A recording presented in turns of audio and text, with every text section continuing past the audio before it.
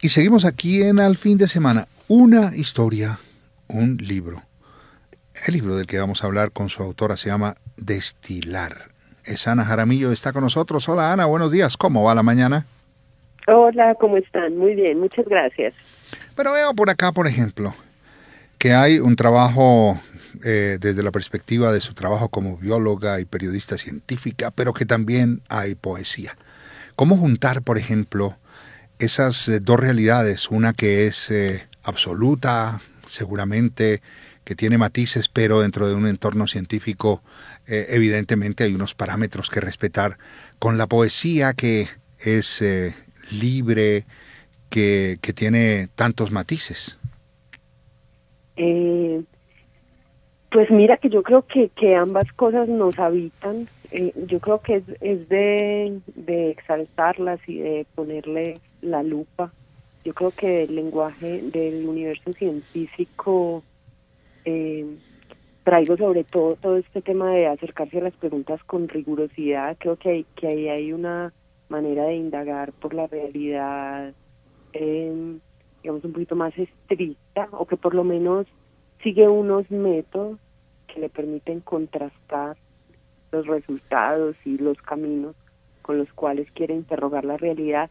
Pero luego de la poesía, que está más en la base del lenguaje, de la manera como nombramos, como aprendemos el mundo, eh, yo creo que me viene de la fascinación por las palabras, creo yo.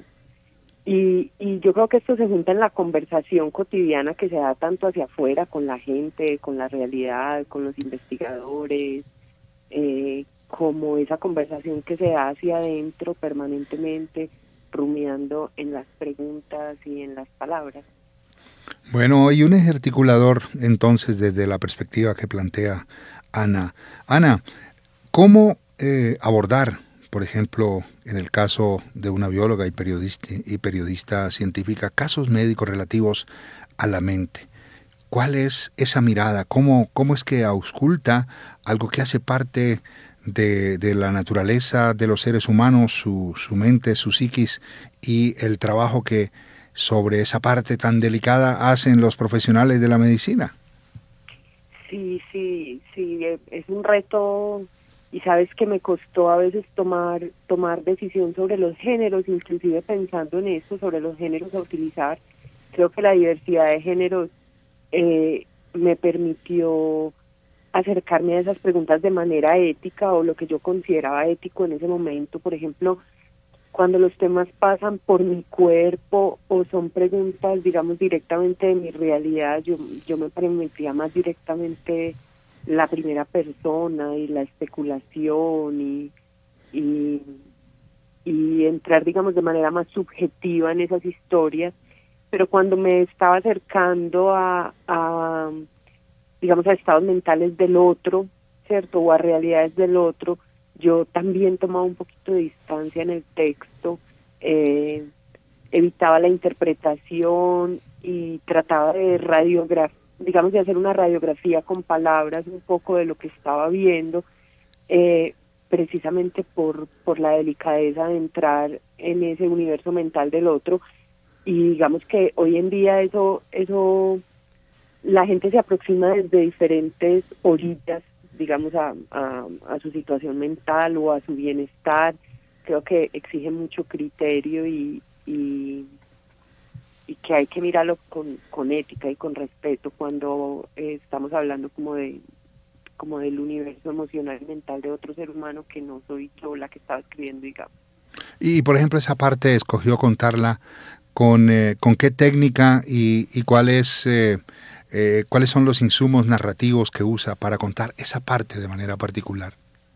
Mira que, por ejemplo, hay un texto particular, hay un texto que tiene que ver con la salud mental, pues mejor dicho, estuve en urgencias del Hospital Mental de Bello, aquí a la salida de Medellín, y digamos, en ese texto en particular es casi que como un reporte de casos clínicos, revuelto combinado como con las técnicas de la etnografía, que son técnicas descriptivas, de mucha observación, esto combinado con la manera como los médicos hacen la historia clínica, ¿cierto? Que es un poco, digamos, escueta y ahí yo combiné eso, ¿cierto? Como la asepsia de la historia clínica hoy en día, ¿cierto? Como como la registra el médico, digamos, en su toma de notas, más esta observación del etnógrafo que es muy descriptiva de la situación que está viviendo ahí,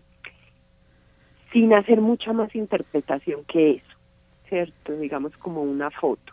Ahí es donde te digo que, por ejemplo, en ese caso, que es realmente muchas historias de psicosis o cuadros como fotografías de personajes en crisis que llegan a urgencias, ahí toma esa distancia. Pero, por ejemplo, hay otro texto que es sobre el Alzheimer, que está escrito, digamos, más con las técnicas del periodismo narrativo, la crónica, digamos,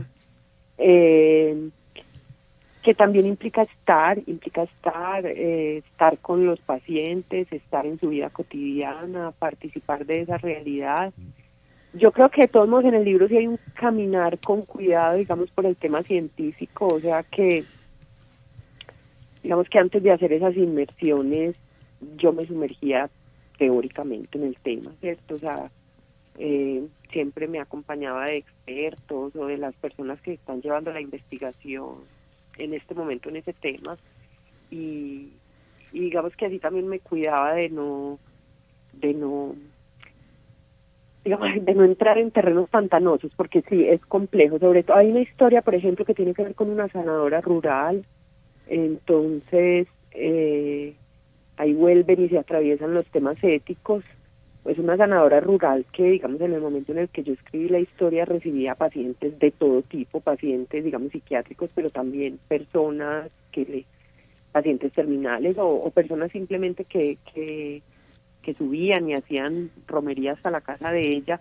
Entonces ahí también había otro debate ético y es como uno no entra a hacer un juicio sobre la realidad que está viviendo el otro con su salud, claro, y con su bienestar.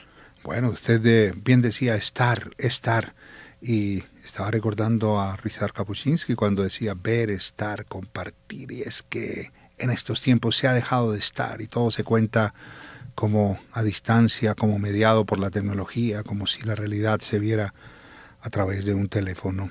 Usted dice destilar, que es el título del libro, y destilar que indica todo el proceso para componer, para producir alcohol, o por ejemplo en estos tiempos que acaban de pasar de campaña en donde se destilaba odio sobre todo, y ese destilar entonces en ese contexto de la historia que nos cuenta, ¿por qué destilar? Creo que tiene que ver con una investigación que inició con ese tema.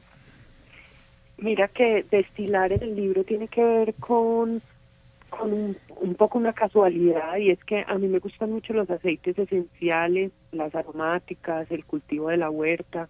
Yo vivo afuera de la ciudad y en el momento en el que yo paré para escribir el libro, paré mi vida, digamos, laboral, estar en los proyectos. Yo trabajo en proyectos de apropiación social del conocimiento.